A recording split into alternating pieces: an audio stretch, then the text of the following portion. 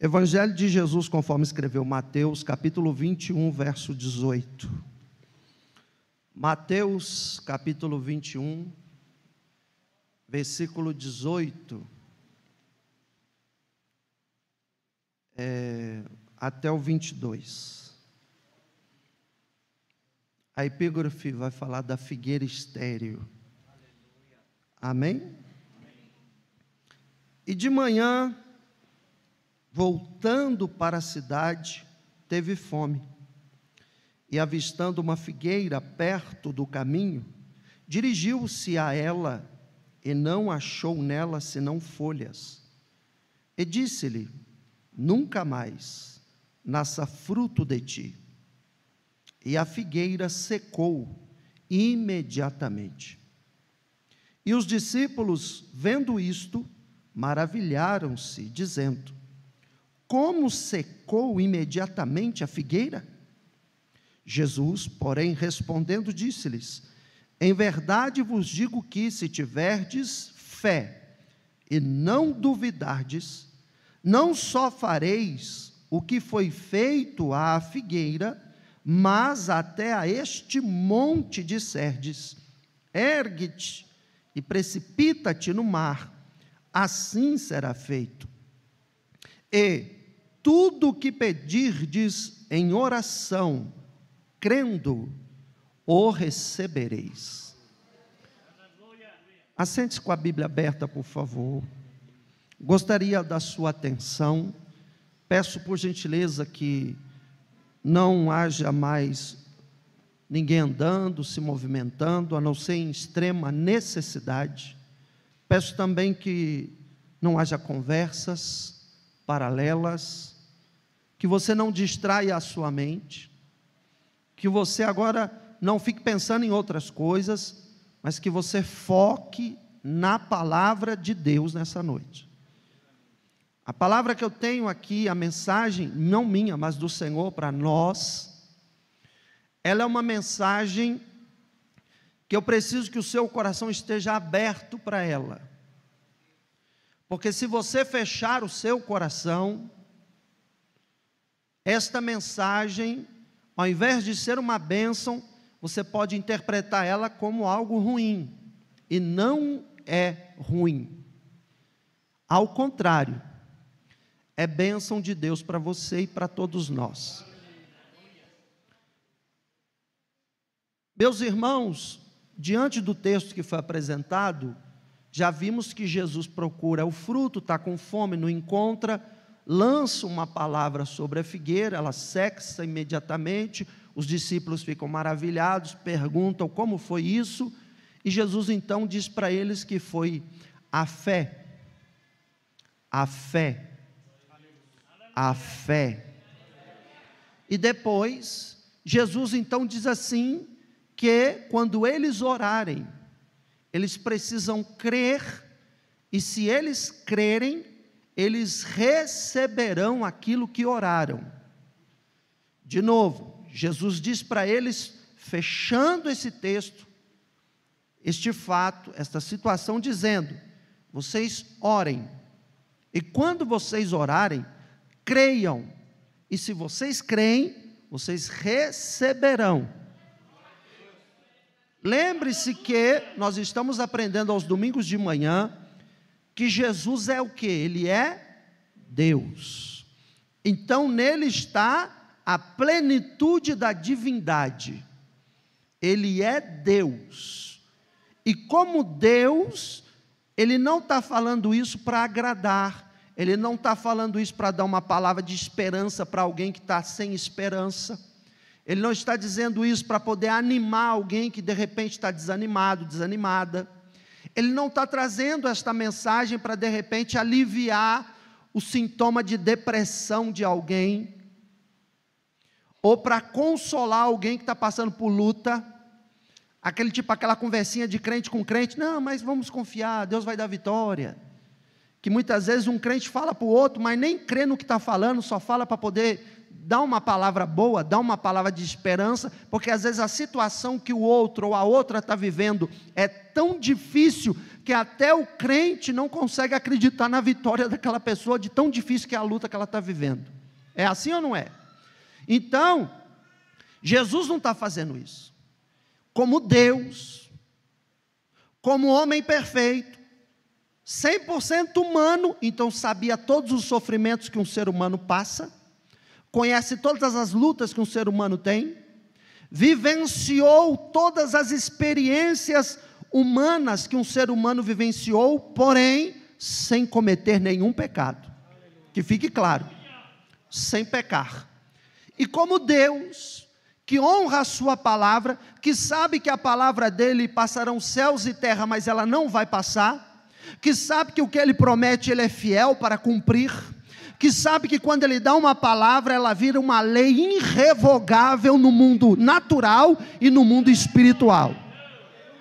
E ele está dizendo para os discípulos, e automaticamente deixou registrado na Sagrada Escritura, que serve para a igreja, a noiva do Cordeiro, que sou eu e você. E ele está dizendo: tudo que pedirdes em oração e crer, receberá. Aí vem aquela pergunta que todos nós fazemos: por que eu não recebi então? Não é verdade? Se Jesus está garantindo como Deus, se Jesus não mente, claro que ele não mente, Deus é fiel à sua santa, poderosa palavra, então por que nós não recebemos? O que está acontecendo comigo e com você, que esse texto, em muitas situações, não acontece conosco? A falha está na Bíblia? Não. O problema está na Sagrada Escritura? Não. O problema é que Jesus só falou isso para aquele tempo, para aquela época que morreu o assunto? Não.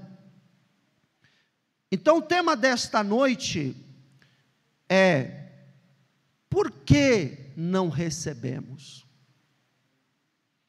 O tema é uma pergunta: por que não recebemos? E eu pude obter da parte do Senhor algumas respostas.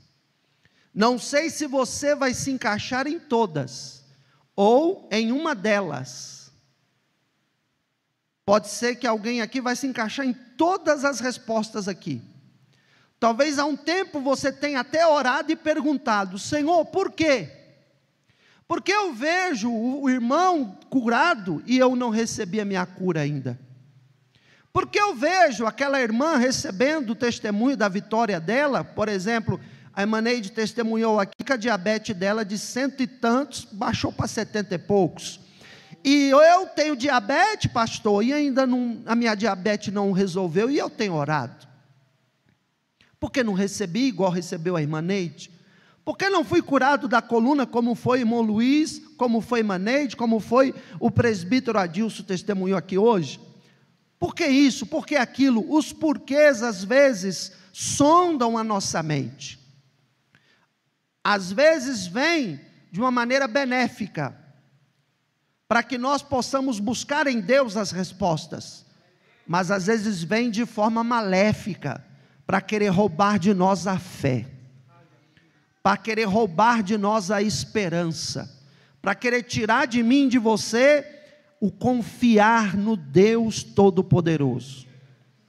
Então nesta noite eu quero responder estes porquês, não para tirar a tua esperança, não para matar a tua fé, mas ao contrário, para que você tenha uma resposta, porque você vem perguntando há um tempo já.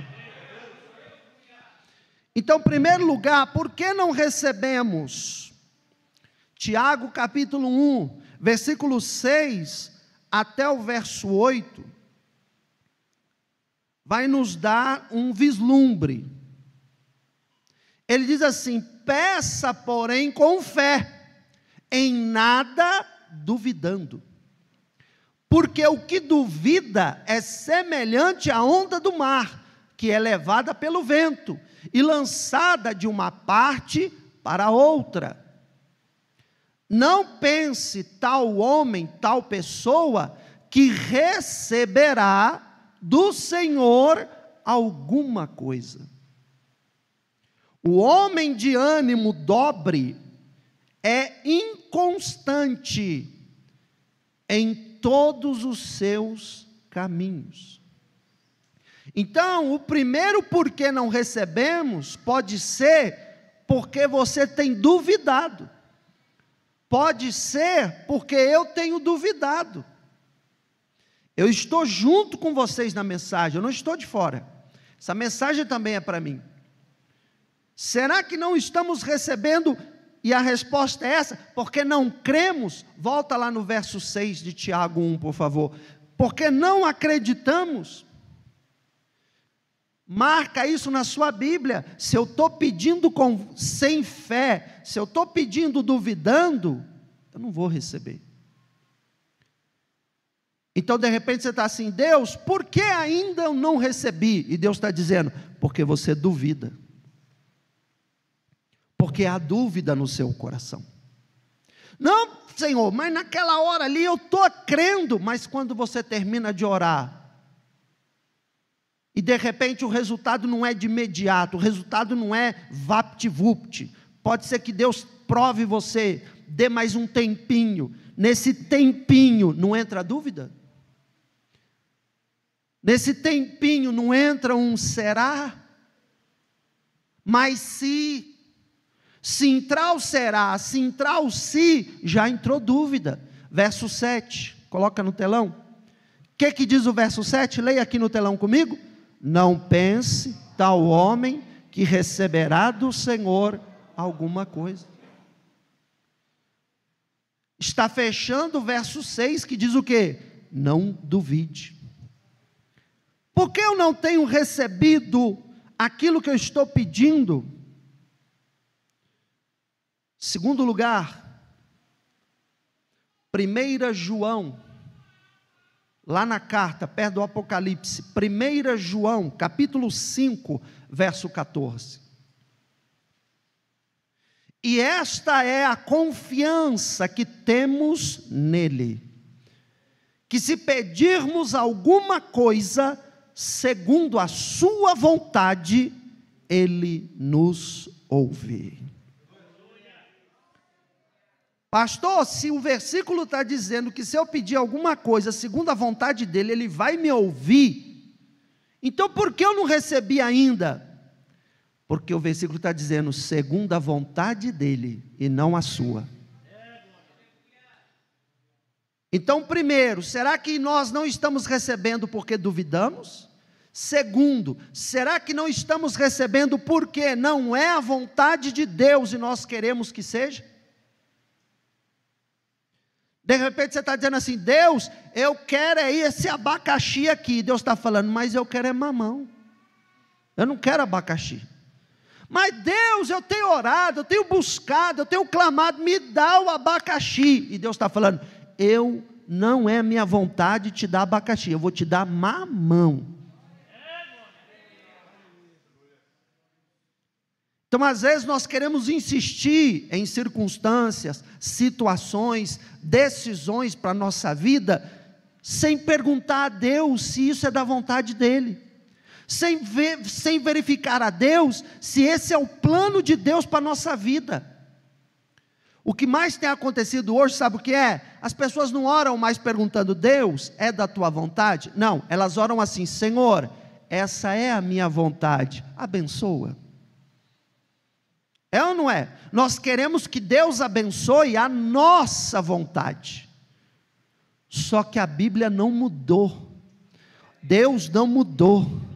Até o próprio Filho dele disse: não seja feita a minha, mas a tua vontade. Até Jesus, como humano, enfrentou de Deus não responder à oração dele. Até Jesus, Deus negou responder à oração. Que isso, pastor? No Getsemane. Pai, se possível, passa de mim esse cálice. Passou? Livrou ele da cruz? Então Jesus orou, e a vontade de Jesus, se possível, era escapar porque ele viu grande agonia que ia passar. Mas o pai, que tem uma vontade soberana, olhou e falou: meu filho, essa não vai dar para te atender. Essa eu não vou atender. Vai prevalecer a minha vontade, o meu plano e o meu projeto para a sua vida. Ai com diacala sui quemanto ralabas. Mericanjo rebaiasei. Eu me revisto da presença do Espírito de Deus para dizer nesta noite: não vai ser do seu jeito e nem conforme a sua vontade, vai prevalecer a minha vontade, o meu plano e o meu projeto para a tua vida. Aleluia, oh glória. Ô irmão, eu estou sentindo a graça de Deus aqui. Levanta a sua mão e glorifique a Jesus. Santo Deus, Santo Deus. Então, às vezes, o porquê você não recebeu ainda é porque não é da vontade de Deus. Você vai bater nessa porta o quanto você quiser e ela não vai se abrir, porque não é o plano de Deus para você. Então existe uma linguagem lá fora que diz assim: aceita que dói mesmo, não fala? Aceita que dói menos, acho que é um negócio assim. Então, irmão, aceita a vontade de Deus que dói menos, porque enquanto você guerrear com Deus, que a sua vontade é contrária à vontade dele, não adianta medir força, é guerra perdida. Não adianta, você pode espernear, fazer birrinha, fazer o que você quiser, não adianta medir força comigo, diz o Senhor. Não adianta, porque você vai fazer o que eu quero. Oh glória! Terceiro lugar, por que é que nós não recebemos? João, Evangelho, capítulo de número 15, versículo 7. João 15, verso 7. Se vós estiverdes em mim, e as minhas palavras estiverem em vós, pedireis tudo o que quiserdes, e vos será feito. Terceiro motivo porque às vezes não recebemos, está em duas perguntas que eu vou fazer. Você está em quê? E o que está em você? Você está em quê? O seu coração está em quê? E o que está no seu coração? Jesus deixou bem claro: se você estiver em mim, Jesus Cristo, e as minhas palavras, olha aqui, ó, as minhas palavras estiverem em você, ok, eu vou te dar. Mas se você está com o coração em outra coisa, e outra coisa está no seu coração, não adianta, que você não vai receber. É a Bíblia que está dizendo. Quarto lugar, por que é que não recebemos? Salmo 66, versículo 18. Pode ligar os ventiladores aí para os irmãos. Estou vendo os irmãos assim, as irmãs estão com calor. Não chegou ainda a menopausa, as irmãs são jovens, mas estão com calor. Está quente mesmo. Salmo 66, versículo 18. Se eu atender a iniquidade no meu coração, o Senhor não me ouvirá. Por que não recebemos? Talvez porque você tem pecado no teu coração. Iniquidade é pecado. Coração são emoções. Será que o teu emocional não está pecando contra Deus? Será que os teus pensamentos, as tuas emoções não estão pecando contra a palavra de Deus? Não estão pecando contra a igreja do Senhor Jesus Cristo? Não estão pecando contra a autoridade espiritual que Deus colocou sobre você, no caso é o seu pastor? Como está o teu coração? Se o teu coração atender à iniquidade, o Senhor não te ouvirá. Isso é muito sério. Então talvez não recebemos por conta disso, porque precisamos limpar as nossas emoções, limpar o nosso coração. E quando eu falo limpar, eu não estou falando de usar uma técnica neurológica para esvaziar a gavetinha, não, eu estou falando de limpar através da santa, inerrante e poderosa palavra de Deus. Jesus falou: vós sois limpos pela palavra que eu vos tenho dado. Lâmpada para os meus pés é a tua palavra, e luz para o meu caminho. Como purificará o jovem o seu caminho? Observando-o conforme a tua palavra.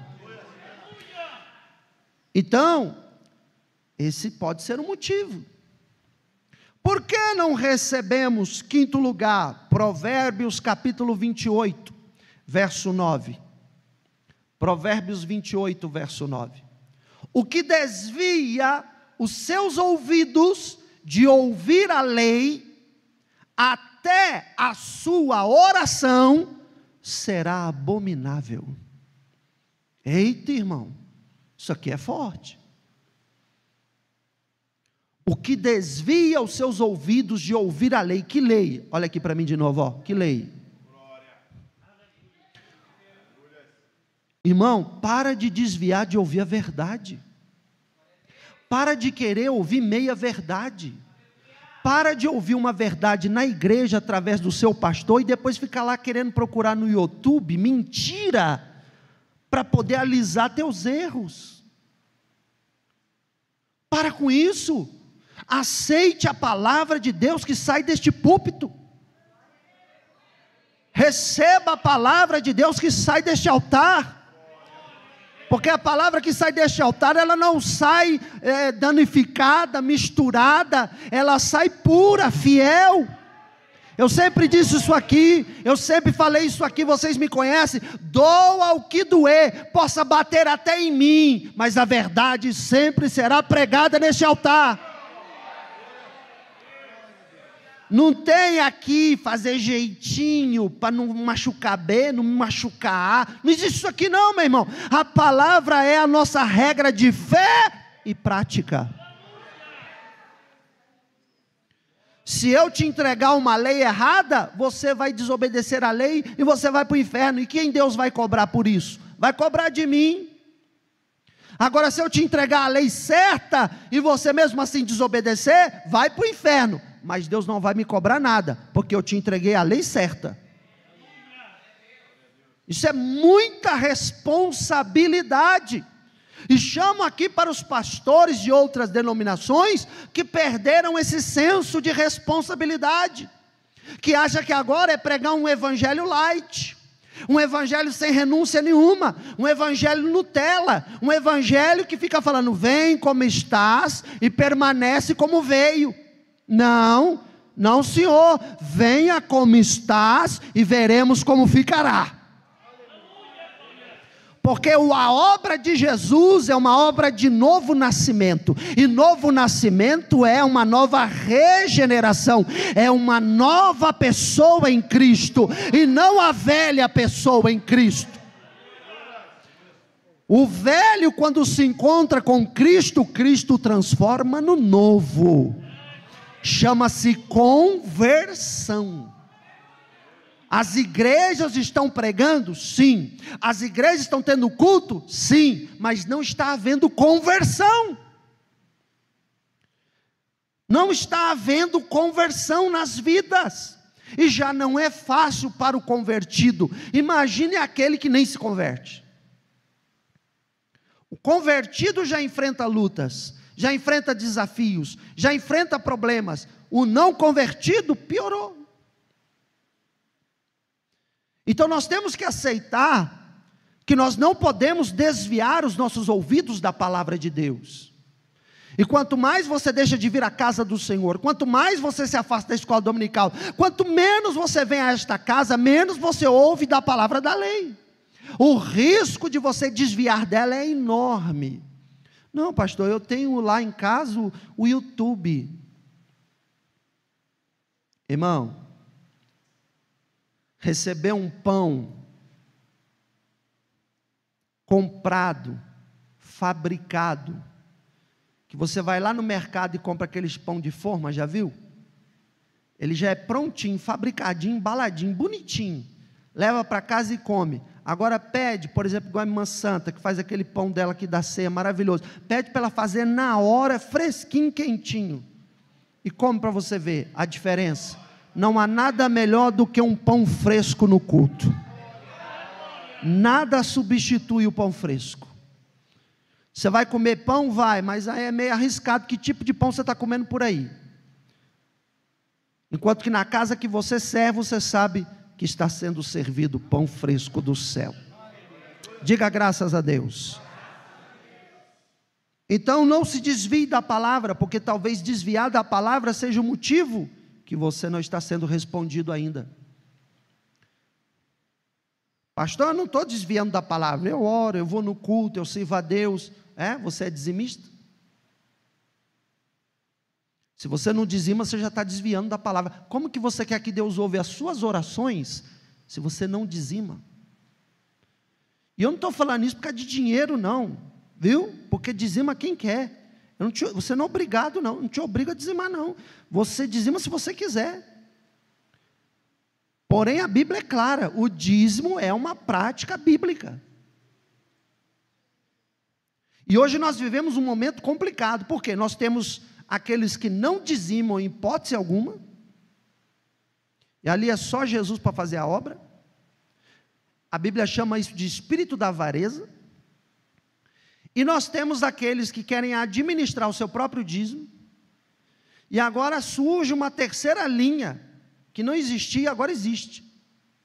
Aqueles que classificam aquilo que quer dizimar e aquilo que não quer dizimar.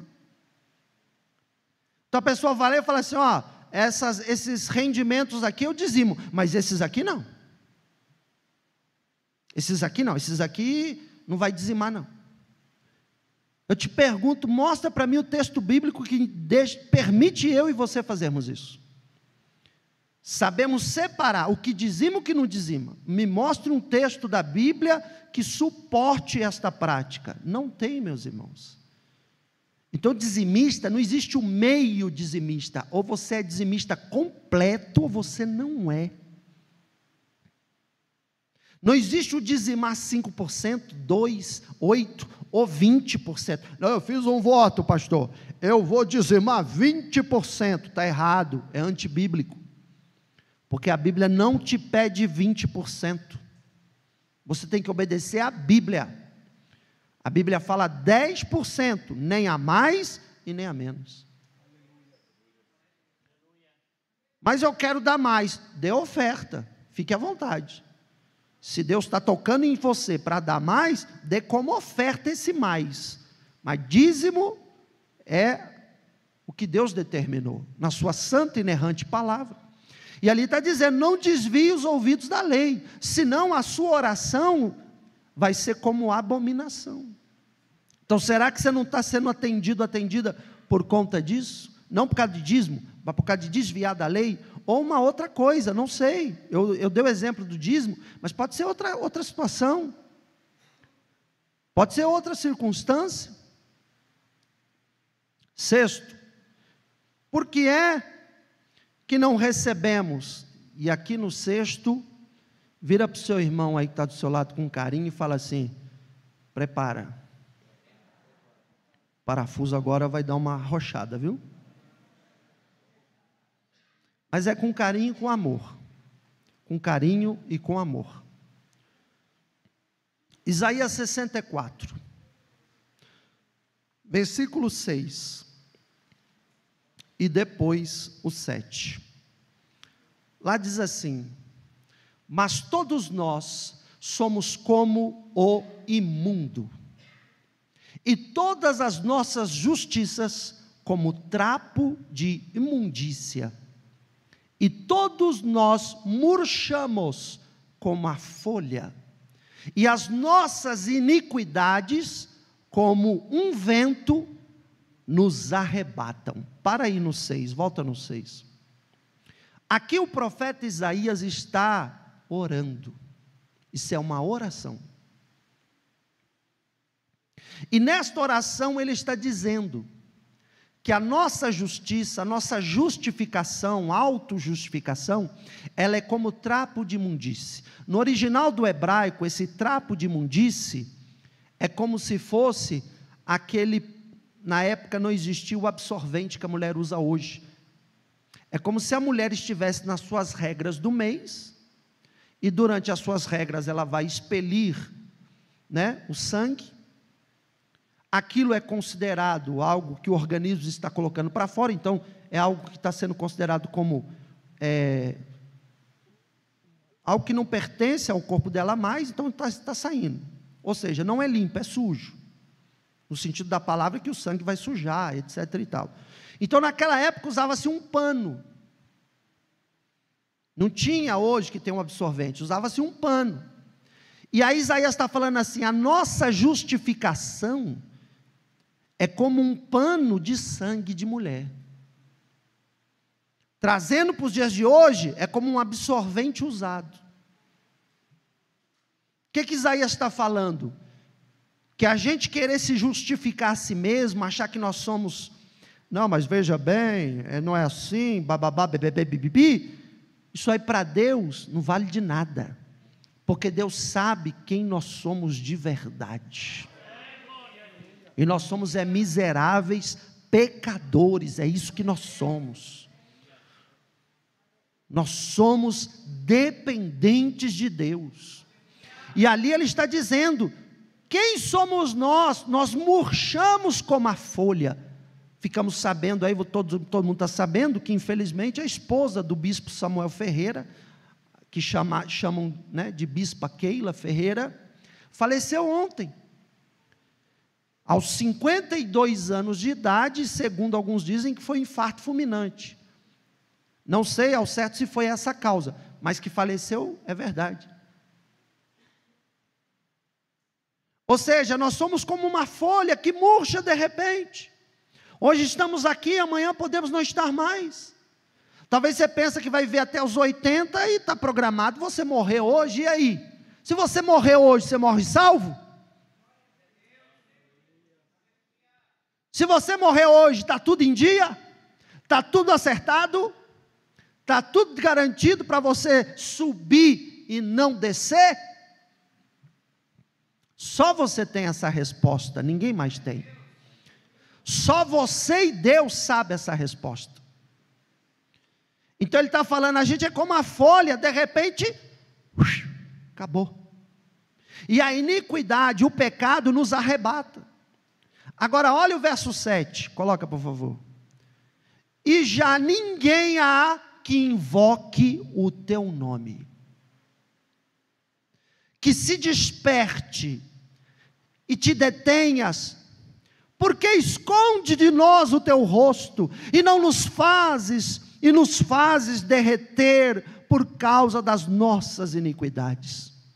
Isaías está falando assim, não há mais ninguém que quer te buscar, não há mais ninguém que quer orar, não há mais ninguém que quer pagar o preço do joelho. E é exatamente o que estamos vivendo neste século.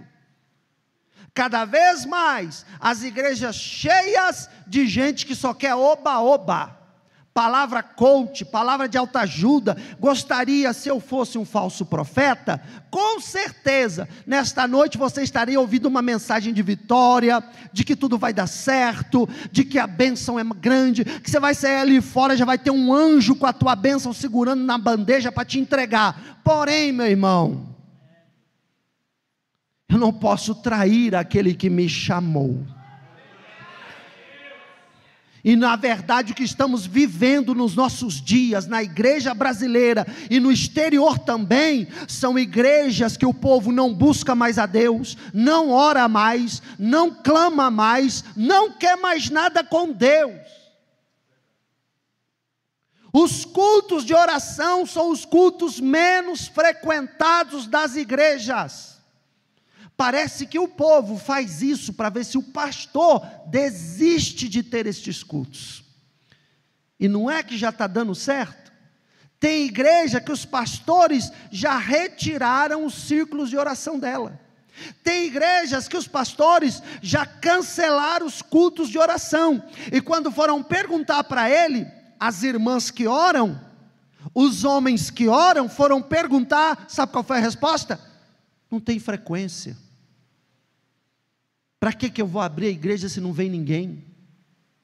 Melhor cancelar, aí traz uma nova roupagem. É campanha do carro, é campanha da casa, é campanha do dinheiro, é campanha da vitória, é campanha não sei do que, não sei do que, não sei do que. E cadê a oração? Cadê aquele que vai invocar o meu nome? Cadê aquele que vai despertar e buscar a minha face?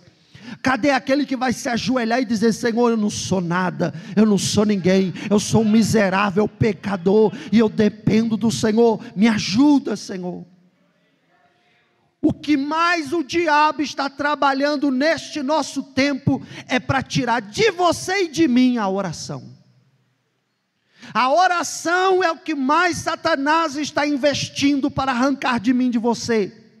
Você fica 2 horas no celular e não vê o tempo passar, mas não aguenta ficar 5 minutos orando. Você troca a oração pela novela, você troca a oração por Netflix, você troca a oração por séries, você troca a oração por filmes, você troca a oração por passeios, você troca a oração para tudo que você precisa e prioriza. E a oração é se der, e quando você ora, não sai nada. Sabe por que não sai nada? Porque você não ora.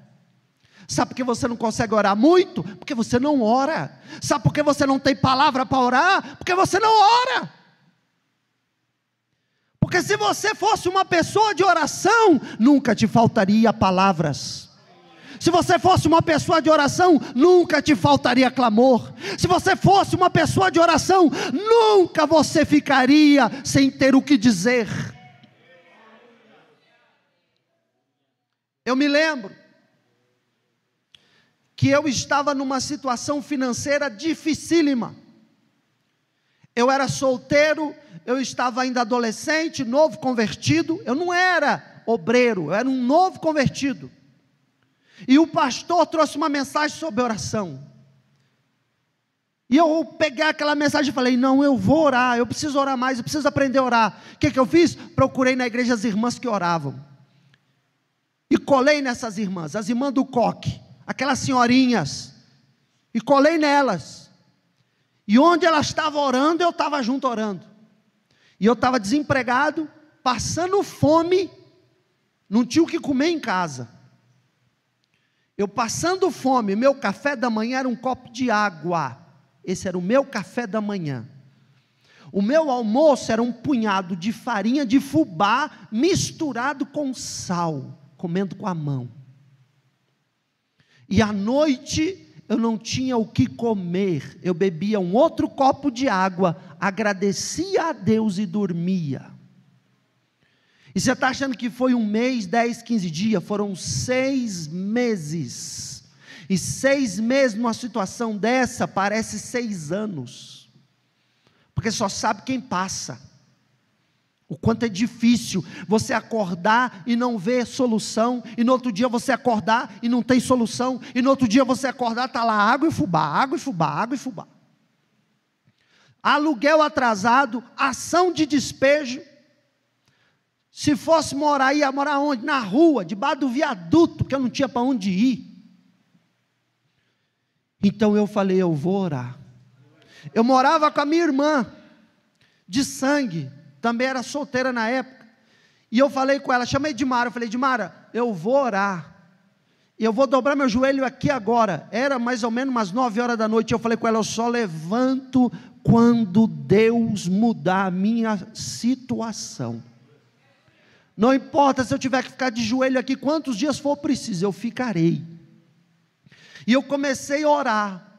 E eu comecei a orar. E eu comecei a orar. E eu comecei a orar. E foi 9, 10, 11, meia-noite, 1, 2, 3, 4, 5, quando bateu 6 horas da manhã, a porta da cozinha, era uma casa de fundo que só tinha cozinha e quarto, o banheiro ficava de fora. Para você ir no banheiro, você tinha que esperar dar o sinal verde, para dar o sinal vermelho para os ratos. Aí os ratos paravam, aí dava verde para mim, eu ia no banheiro. Aí depois dava verde para mim de volta, eu voltava do banheiro. Então eu tinha que fazer ali um combinado com os ratos. E está achando que era camundongozinho, que nada, filho, o bicho era graúdo, era bezerrão. Essa era a minha situação.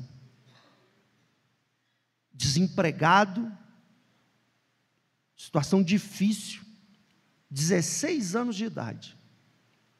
E eu falei, eu vou orar. Quando foi 6 horas da manhã, a porta da cozinha abriu, e ninguém tinha chave. A minha irmã estava no terceiro céu, roncando, serrando um baita de um caibro. Minha irmã nem dava conta de nada. E só eu tinha a chave, ela, e a porta estava trancada. E a porta abriu, sem destrancar a chave. Escutei passos, entrando na cozinha, eu estava no quarto. Chegou na divisória da cozinha com o quarto. Não tinha porta, tinha só um umbral. E eu lá, ajoelhado e de olhos fechados. E do umbral, a voz disse assim, eu vim te fazer uma oferta. E aí eu vi quem era. Não era Deus, não era anjo, era o inimigo da alma. Eu vim te fazer uma oferta. E eu não levantei a cabeça para olhar, abaixado eu fiquei ouvindo. E ele disse, olha o que eu tenho para você. E quando ele falou, olha o que eu tenho para você, alguma coisa abriu minha visão espiritual. E quando abriu minha visão, sabe o que eu vi? Eu vi eu num carro zerinho, tipo Mercedes na época. Imagina o carro aí que tem hoje, desses caros. Eu vi eu cheio de dinheiro no bolso. Mais dinheiro que dava até para dar uma de Silvio Santos. Oi, quem quer dinheiro? Dinheiro que sobrava. Eu com roupas muito chiques, muito bem aparentado, que eu estava magro, que eu parecia um palito, eu estava já gordinho, a bochecha coradinha, estava elegante. E eu por cima da carne seca, cheio de dinheiro, com carro, com mansão, com tudo, fama, sucesso, tudo. E quando eu vi aquilo, a voz dele falou de novo, e aí aquela visão fechou, e ele falou, é simples, eu só preciso de uma gota do seu sangue. Me dê uma gota do seu sangue, e diga que aceite, e eu te tiro dessa situação hoje. Irmão, eu tinha orado a madrugada inteira. Eu tinha orado a madrugada inteira. E ele se enganou. Porque eu estava cheio da presença do Espírito Santo. Veio uma ousadia tão grande dentro de mim. E eu falei em alta voz, gritei, se vizinho ouviu, eu nem sei, eu gritei, com toda a força do meu pulmão. Eu disse, sai agora em nome de Jesus, Satanás, porque eu posso ir para debaixo da ponte, não ter nada na vida, mas eu não troco o meu Jesus Cristo por nada.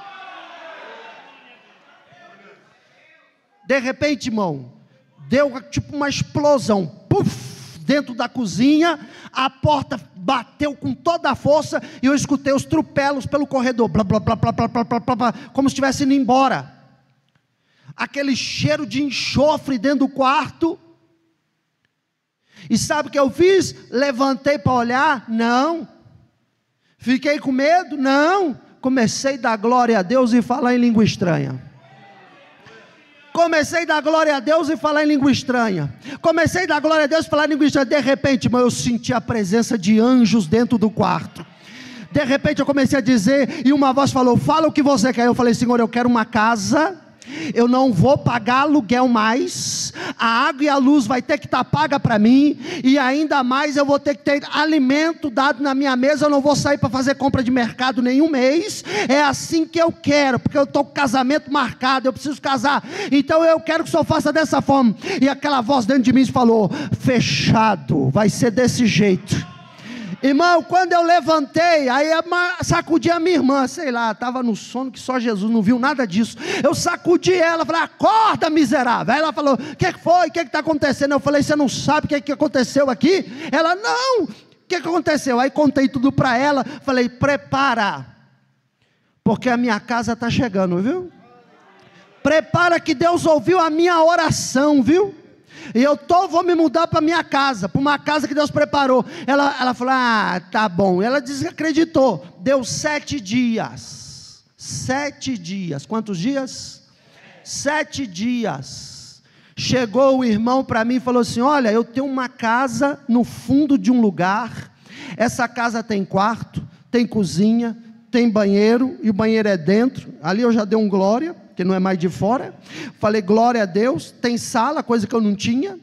E aí falou assim: essa casa acabou de desocupar, e eu ia alugar, mas Deus falou comigo para te chamar. Eu falei: por quê? Ele falou: olha, eu quero te oferecer para você morar lá. Você não vai pagar aluguel, você não vai pagar luz, você não vai pagar água, e ainda vou fazer a tua compra todo mês.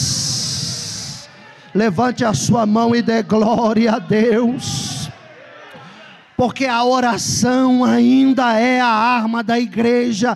A oração não pode ser jogada fora, a oração tem que continuar, o ciclo de oração tem que continuar, o culto de oração não vai parar, ele vai continuar. E se prepare, porque a igreja que ora, ela vai viver milagres, ela vai viver curas, ela vai viver providências, ela vai ver a mão de Deus agindo no meio dela. Sem oração não há poder, sem oração não há Espírito Santo, sem oração não há milagre, sem oração não há avivamento, sem oração não há palavra genuína. Mas a oração traz o avivamento, a oração traz o milagre, a oração traz o Espírito Santo, a oração aumenta a comunhão, a oração abre porta onde não tem porta, a oração faz o impossível se tornar possível. A oração faz vir aquilo que você não está recebendo. É a oração, é a arma da igreja, é a oração. Pastor, eu quero ser uma pessoa cheia do Espírito Santo. Então ore. Ore, o que vai te encher do Espírito Santo é orar. Oh, glória. Aleluia. Aleluia. Irmão, o Senhor está na casa. Em nome de Jesus, Senhor, que uma unção de oração entre dentro da tua igreja neste momento. Que um poder de oração venha na vida dos crentes nessa noite. Aqueles que estavam desanimados de orar, não ficarão mais desanimados. Aqueles que estavam desistindo de orar, vão voltar a orar. Aqueles que estavam sem fé para orar, agora vão orar com mais fé. Aqueles que estavam sem palavras para orar, o teu Espírito colocará as palavras na boca para orar, para interceder, para clamar. Nós seremos uma igreja que buscará a tua face, que buscará a tua face. Oh glória, levante a sua mão. Oh irmão, receba da parte do Espírito de Deus um fortalecimento para orar. Um fortalecimento para orar. Não deixe a oração sair da tua vida, porque é isso que o diabo quer. Porque ele sabe que se ele tirar a oração de você, o resto é mais fácil. Se ele tirar a oração de você, ele tira o culto. Se ele tirar a oração de você, ele tira a fome pela palavra. Se ele tirar a oração de você, você deixa de ser espiritual e fica carnal. Se ele tirar a oração de você, o seu coração se contamina com o mundo. Por que Daniel não se contaminou na Babilônia? Porque ele orava. Ele orava, ele orava. Jesus orou todo o tempo. Jesus não é o nosso maior exemplo de oração? Jesus nunca deixou de orar. Jesus nunca parou de orar. E como Deus, ele poderia não orar. E como homem perfeito, ele não precisara até orar, mas ele orou. Ele orou. Ele orou. Ele orou. Ele orou. Comece a colocar a oração como prioridade na tua vida a partir de hoje.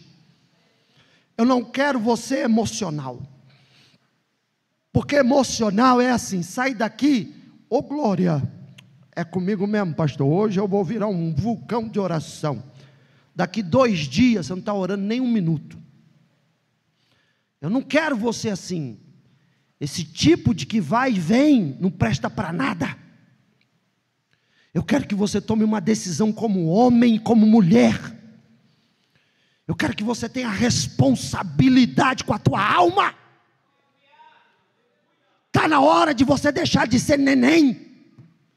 Está na hora de você deixar de ser essa coisinha que você, uma hora está aqui, uma hora não está, uma hora está na igreja, outra hora está no mundo, uma hora está no pecado, outra hora está na santidade. Chega!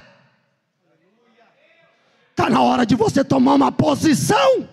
Ou tu é crente e abraça o cristianismo para valer. Deus não te tirou lá de fora para você ficar brincando aqui dentro. Deus não te tirou das trevas para você ficar brincando aqui dentro.